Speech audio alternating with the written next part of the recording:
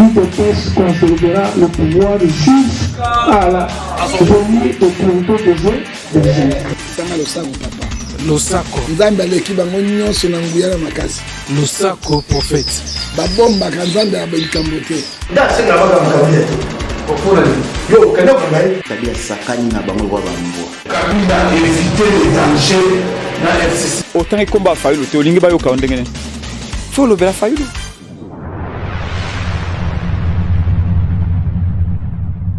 Bienvenue mesdames et messieurs, merci encore d'être les nôtres sur Voice of Congo, Vokefo TV.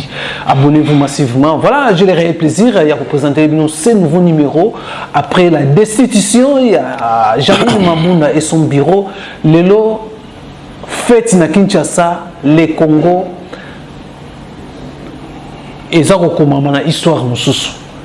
Nous sommes face à une nouvelle histoire politique. Il y a Mokanabiso. Expérience, première expérience, quand on a gagné la présidence, quand on a gagné la législatif, coalition Salami selon la constitution, les lois et Boti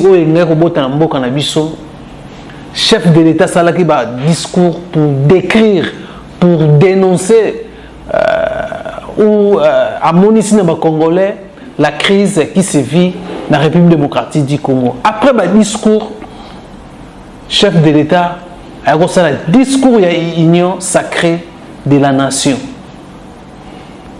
Pétition contre Mambunda, Mambunda tombe et son bureau.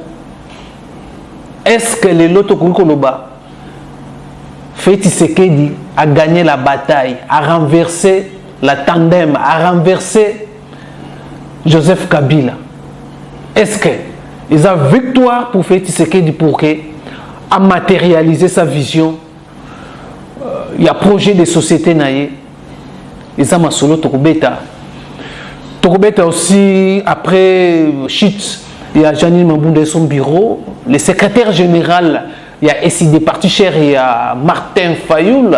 Oyo Alobi. Si Mambunda a destitué. Et ça, parce que les pro-Tshisekedi, il y a barbarie, et puis l'achat, il y a conscience, il y a député, ni discours, il y a SID, discours, et ça contre la population congolaise, ou discours démocratique. Il fallait tenir un discours pareil. Voilà, je reçois pour vous Maître Didier Kankou, membre de l'IDPS, manager, sportif, économiste. Donc, Maître Didier Zan a plusieurs casquettes. Oh, lelo, lelo politique, en tant qu'acteur politique, membre de l'IDPS, lelo Tokomekato Sovanaye. En tout cas, sans plus tarder, bonjour Maître Didier Kankou. Oui, bonjour. Oui, Maître Didier Kakou, aux membres IDPS, ce qui s'est passé hier, ils ont fait Kinshasa Awa, Congolais, Sepeli, du fait que bureau, il y a Janine Mambunda est tombé. N'habitez comment aux hommes la politique à Congo n'est-ce pas là. Ils ont victoire pour Nabino. Te nakolo bateke eza victoire pour le peuple congolais. Nakanisa que démocratie est triomphée pour le moment. Et sa première mi-temps, ils ont une décision il fallait qu'on identifie majorité parce que depuis le début, depuis l'élection et les kaki, ils ont une coalition entre l'IDPS et l'FCC. Comme Yebi, pas l'IDPS, mais cash et FCC. FCC, voilà. Bon, Dengo Yebeli, juridiquement par là, tant que parti politique et qu'il y a une élection, une plateforme qui est FCC, plateforme suspect qui est cash. Voilà. Alors, il y a des députés à IDPS, députés à PPRD, députés à AA, la plateforme sous Oebiwan.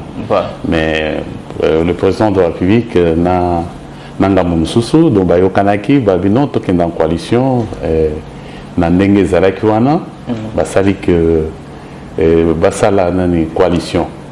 Mais en fin de compte, comme il y avait de crocs en jambes de gauche à droite, voilà. Alors le président de la République a salaki discours, il fallait identifier une majorité. Donc, il y a au moins que majorité dans le sens où il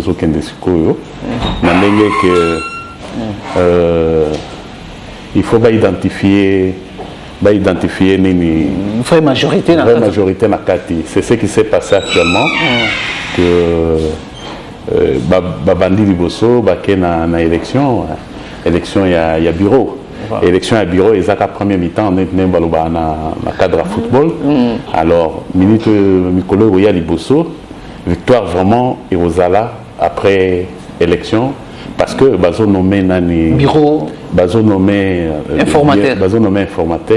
informateur, nous avons identifié majorité vraiment. Voilà, alors vous parlez première mi-temps dans sport, vous utilisez mon sport. Alors, certaines hier, comment Kinshasa a une ébullition, une alliance, il y a population, certaines déjà. C'est la victoire de Félix Tshisekedi a remporté victoire. Contrairement à Ndengozoluba, c'est comme si ils en vont bon côté, c'est comme si la guerre continue encore. Il y a beaucoup de guerre, il y a beaucoup de démocratie qui ont triomphé. Parce que pour moi, donc, dans la guerre, dans le sens, c'est guerre politique. Cérémonie depuis 1960, après la conférence nationale souveraine, et la troisième fois, besoin dans la République démocratique du Congo. Élection et salami, na miso batu nyonso et bazo compter banini donc moyen mutolo baké fraude des donc bureau ezana donc je continue à confirmer que les première mi-temps toujours c'est la deuxième mine donc nazo senga na ba député et surtout au balingi changement pour na kokota na kati ya union sacrée de la nation va continuer ko sangana toujours pour bureau ezala en faveur, il y a Emeka pour permettre au président de la République pour appliquer le programme Naye au peuple Azozela. Parce que c'est le président de la République, au Votaki, selon le programme Naye. Jusque-là, ça fait 2 ans, le programme, il y a le président de la République qui a vraiment appliqué. C'est pour cela, à Benga Kibisonio sur la consultation, de façon que tu peux savoir l'idée, total en Nengeni Nkozala. Dans le moment où toujours Senga député, bazala toujours soudé pour bureau Irozala et favoriser la loi pour permettre que Mboko et Kende Liboso. Parce que dans la minute où on est toujours comme histoire et la République, on a papa dans 1960. En 1960, les loyaux, ils regrettent bien, mais ce que tu as présent, il faut tout comme il histoire. Bano Bazali, au Baroya, Mikolo Roya, papa na biso bayana biso bakomara pena histoire ou permettre état ou les années et le ça les années et le samara na France au moni balongo na 4e république ba côté na 5e république donc il y a un moni makambozo les kasiko. Alors Olubia première mi-temps donc deuxième mi-temps élection il y a bureau et assemblée nationale. Est-ce que ça bang ça peut changer, bien qu'on a senti il y a basculer les salami au niveau il y a côté députation, député besoin conscience est-ce que na élection ça bang encore que non élection député na bazon na moi sim na nsaki aux journalistes au bimina balabala aux agina parler du peuple lobby au moni enthousiasme ezakuna na bato bazakuna bato nyonso balingi changement bato nyonso balingi bapesa chance na président de la République appliquer programme naye balingi lisusu komona ba croc en jambe te. Je pense, c'est mon point de vue, que Kokendeka na sens ya bien de façon que élection les cas bureau et Rosala bureau ils ont compliqué président de la République ndenge zaliawa donc toujours sensibiliser ba député nyonso bazaki lobby na ba mususu ba comprendre nante que baya vraiment na côté où ezali que côté à changement pour tout mais quoi appliquer programme à chef de l'État. Voilà, alors il y a certaines réactions, comme déjà tombé de part et d'autre. Il y a le secrétaire général, il y a des impôts, donc par rapport il y a le secrétaire général, il y a décidé de vos Kitoko, ou non, si bureau, si les bureaux, il y a Jani Mabou des Agui tombé, c'est parce que Bino Bapro, il y a président de la République. Vous avez s'aimer barbarie dans l'Assemblée nationale et puis vous passez par la voie, il y a achat de conscience, ils ont malamuté dans l'état de droit, vous prenez et ça les a un bon abisso. Mais oui, est-ce que ça a déjà la preuve que c'est qui conscience? Oui, politiquement, quand on est ganga FCC va dénoncer, vous avez payé $14 000 pour acheter la conscience à député. Il faut il faut que tout ait une question. Est-ce que c'est la première fois au monde dans le monde où le peuple les autres conscience? Ils ont vraiment peuple à sentir qu'il faut un changement. Les députés au Baponi, ils ont représenté le peuple pour le moment dans le Parlement. Oui, il y a des bandits, ils ont décidé, donc ils ont fait des house. Parce que la mouka est comme la Faden House. La mouka populaire. Populaire, la mouka Faden House. Na bateau à la mouka penda, ba comprena ki bayaki na consultation. O ba comprena ite batika na Faden House. Donc ne batika na Faden House wana.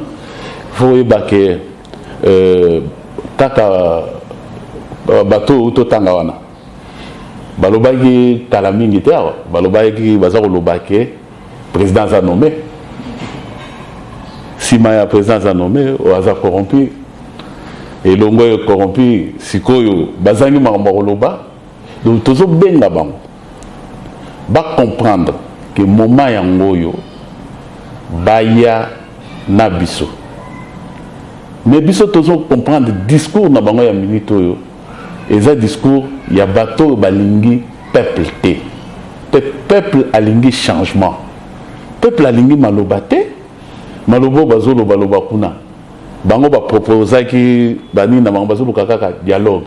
Ba moni que peuple alingi ba appliquer programme ya président de la République.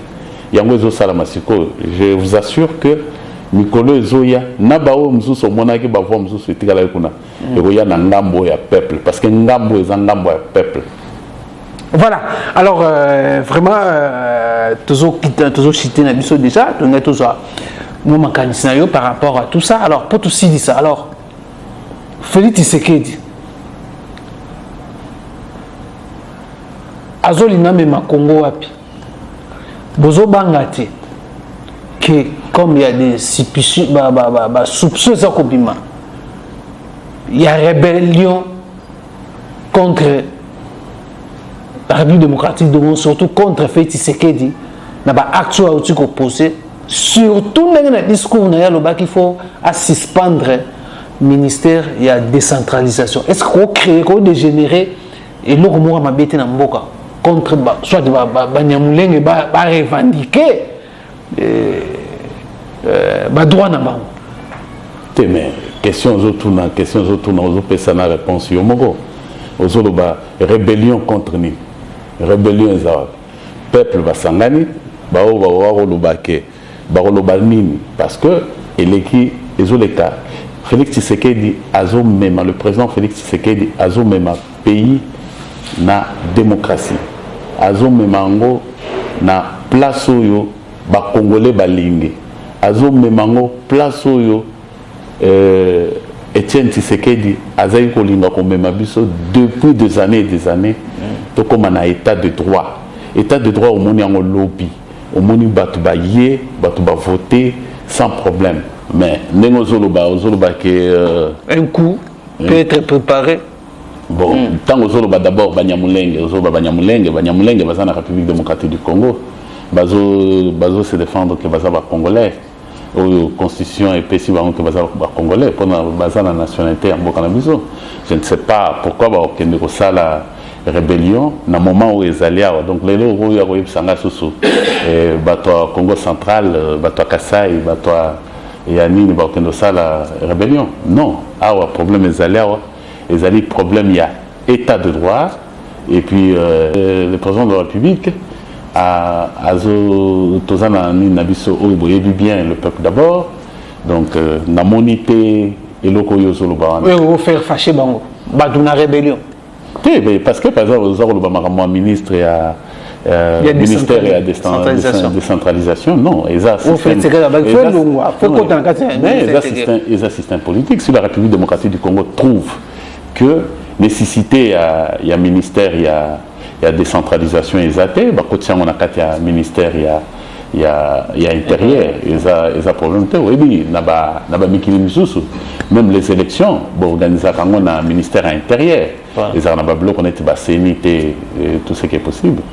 Moi, pour conclure, pour citer, Nazo Senga, Congolais, tous à la INU, parce que Oezangonga, Pesibiso, pour Congo et Kendeliboso, pour Banana Biso, Bazala bien, Mikolo et Zaroya, Biso, tout ça comme histoire. Voilà, Bozo comme histoire et à Congo, mais quelque part aussi, pour te citer, il y a certaines politiciens bazo traité bino la dictature na kata ba institution bazo ko installer bongo instaurer la dictature na kata ba institution to landa ki ba jeune kabiliste il y a certains membres il y a FCC aussi bazo ko continuer na ba discours wana le fait c'est que veut maintenant instaurer une nouvelle dictature na kata ya ba institution boka na biso ya una ote ko lubawa to evoquer exemple.